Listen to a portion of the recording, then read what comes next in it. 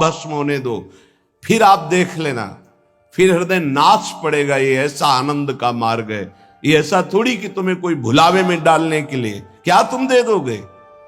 खुद भिखारी हो विषयों के, तुम दाता हो क्या? क्या दे दोगे? क्या है तुम्हारे पास? अरे सच्चिदानंद बप्पू भगवान श्री लालजू महाराज का जिन्होंने आश्रय लिया, उनको किसी विषयों की चाहत रखने वालों के आगे हाथ फैलाने की जरूरत है? प्रणत कामदम पद्मजार्चितम। तो क्यों वो तुम्हें प्यार कर रहे हैं? क्यों वो तुम्हें दुलार कर रहे हैं? तुम्हारे मंगल के लिए कर रहे हैं। तुमको जो मिल रहा है उसको स्वीकार कर लो तो तुम्हारा जीवन कृतार्थ हो जाएगा। क्या है तुम्हारे पास? अरे जिनके पास अपार धन है वो भी चिंता और शोक से जल रहे हैं, क्योंकि मृत्यु उनका इंतजार कर रही है।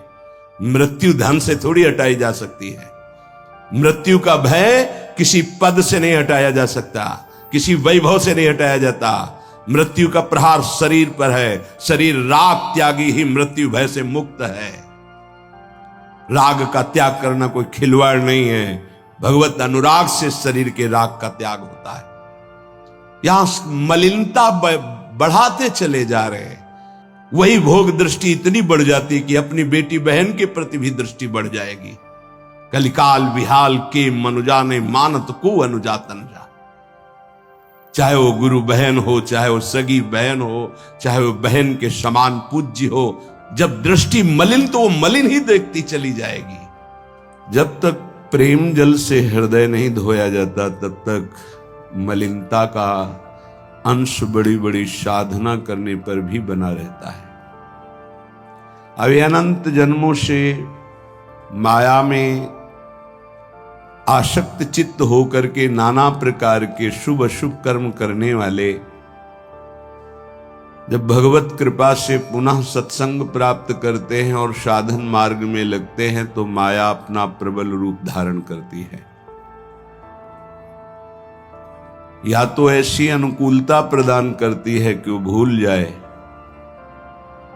या ऐसी प्रतिकूलता झोंक देती है कि उसको लगता है कुछ नाम जपने से नहीं, कुछ साधन करने से नहीं, दुख तो वैसे ही घेरे हुए। धैर्य छूट जाता है और भगवत मार्ग से विमुख आचरण करने लगता है। इसलिए उपासक को बहुत सरल ढंग से समझना चाहिए कि पुरानी फसल यदि बाजरा बोई है और बाजरा की रोटी मिल रही तो अगली फसल गेहूं बो दिया तो कल ही नहीं रोटी बना लोगे। 5-6 महीने लगेंगे किसान मेहनत करके, खेती तैयार करके, दाना बो करके, सींच करके, संभाल करके, फिर भी वो अतिवृष्टि अनावृष्टि ओले वृष्टि आदि से बच जाए, सुरक्षित हो जाए, तो सुरक्षित अनाज घर आ जाए, फिर वो पीस कर रोटी बना सकता है। तुम अनंत जन्मों से मनमानी आचरण करते रहे, आज नाम शुरू किया है तो वो तूफान नहीं उठेगा। नष्ट करने के लिए वो अपना स्वरूप धारण करेगा। उसकी गुलामी सहते रहे हो अभी, काम क्रोध लोभ मोह मद मत्सर। अब तुमको धैर्य पूर्वक नाम को पकड़े रहना। जैसे आंधी चले तो हम पहाड़ का आश्रय ले लें, हटे ना इधर उधर, तो आंधी तूफान पहाड़ को नहीं उड़ा सकती। ऐसे ही श्री भगवान कह रहे मामेव ए प्रपद्यन्ते माया में ताम तरन्ते। माया का तूफान आएगा पर तुम मेरे चरणों को पकड़े रहना, छोड़ना नहीं। पर ये जिनका मलिन हृदय है ना, वो सोचते हैं 4 दिन नाम जप करेंगे सारे दुख मिट जाएंगे। हाँ पक्का मिट जाएंगे, जड़ से मिट जाएंगे, पर धैर्य पूर्वक जीवन को आगे बढ़ाओ। भगवत विमुख होने से तुम्हारा मंगल ही अमंगल है, भगवत सन्मुख होने पर मंगल ही मंगल है। थोड़ा धैर्य धारण करो, तुम्हारी ये फसल तैयार हो जाए, फिर देखना आनंदित हो जाओगे। पर ये कुसंग मन का और तन का, ये दोनों परमार्थ में टिकने नहीं देते। जहां ऐसे मित्र जन मिले जो गलत आचरण करने वाले होते हैं, वो पूछते हैं तुमने शराब छोड़ दिया, मांस छोड़ दिया, तुम नाम जप करने लगे, कुछ लाभ हुआ? अरे कुछ नहीं होने वाला, तुम देख लो करके। उसके दिमाग में माया तो आक्रमण किए ही है। तत्काल नकारात्मक भाव आ जाता है कि नहीं नहीं, भगवत मार्ग में कुछ नहीं मिला, ठीक कह रहे हो, तो आओ हमारे संग फिर हो जाओ। फिर वो माया के मलिनाचरणों में उतर जाता है। वो संत द्रोह, भगवत द्रोह उसके हृदय में अपना स्थान बना लेता है। फिर जन्म जन्मांतर, युग युगांतर कब अवसर आएगा भगवत मार्ग में चलने का। इसलिए जिनको सत्संग मिला है, जिनको नाम जपने का सौभाग्य मिला है, उनको बहुत धैर्यवान होना पड़ेगा। इसको ऐसे पकड़ना होगा कि जैसे हम बहुत बीमार हैं और इस औषधि के सिवा हमारा कोई रास्ता नहीं बचने का, अब हमको ये औषधि खानी ही है। जहाँ सुनाम भव भेषज हरनि घोर त्रिशूल, तीनों तापों का नाश करने की सामर्थ्य और संसार समुद्र से पार करने की सुदृढ़ नौका, भवरोग की अचूक औषधि नाम है। हमारा भाव बने न बने, भाव बिगड़ जाए, कोई बात नहीं, तुम नाम मत छोड़ना, हमारी प्रार्थना मानना, नहीं तो ये तूफान माया का आपको उड़ा ले जाएगा, परमार्थ में नहीं खड़ा होने देगा।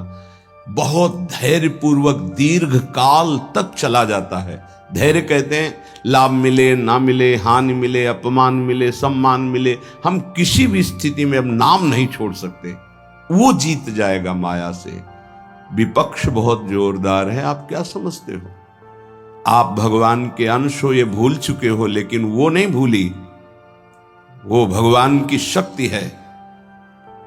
भगवान कह रहे हैं मम माया दुरत्य, मम माया, मम मेरी है। जैसे ममैवांशो आपको बोला तो विपक्ष को भी बोला मम माया।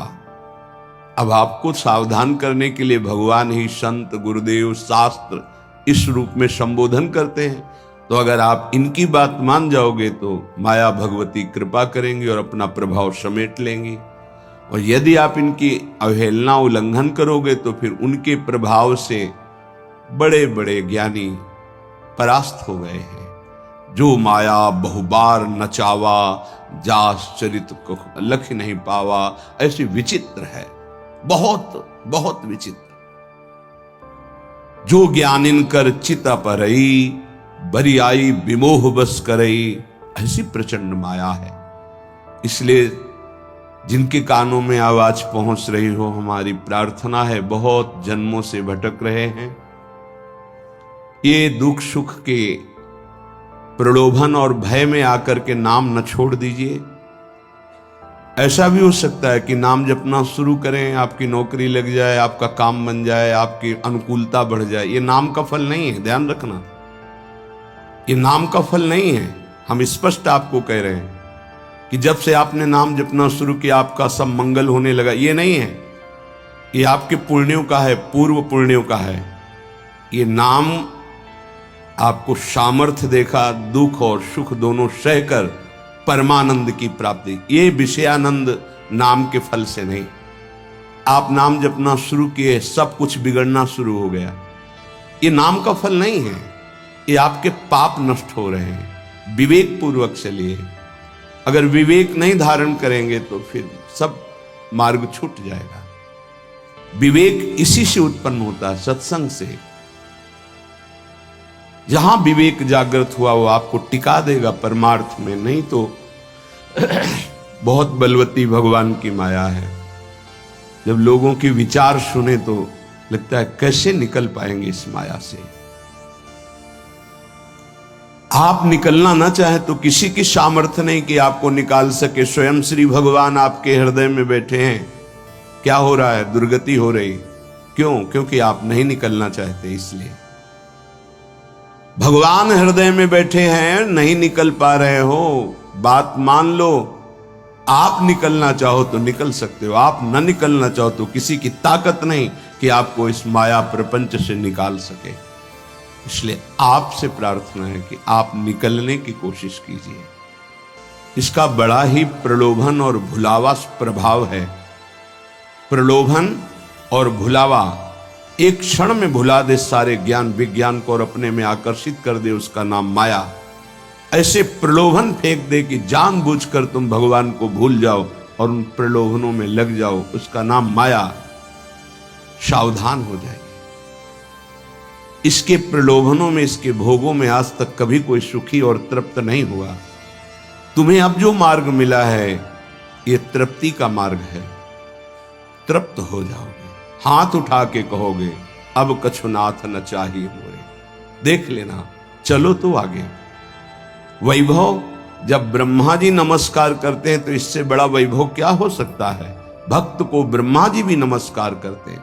ब्रह्मा जी की बात जाने दो, जिनके नाभि कमल से ब्रह्मा प्रकट हुए, भगवान भी उनके पीछे पीछे डोलते कि चरण रज पड़ जाए और मैं पावन हो जाऊं। ये केवल अलंकारिक शब्द नहीं है, ऐसा ही है। पग चापू और सेज बिछाऊं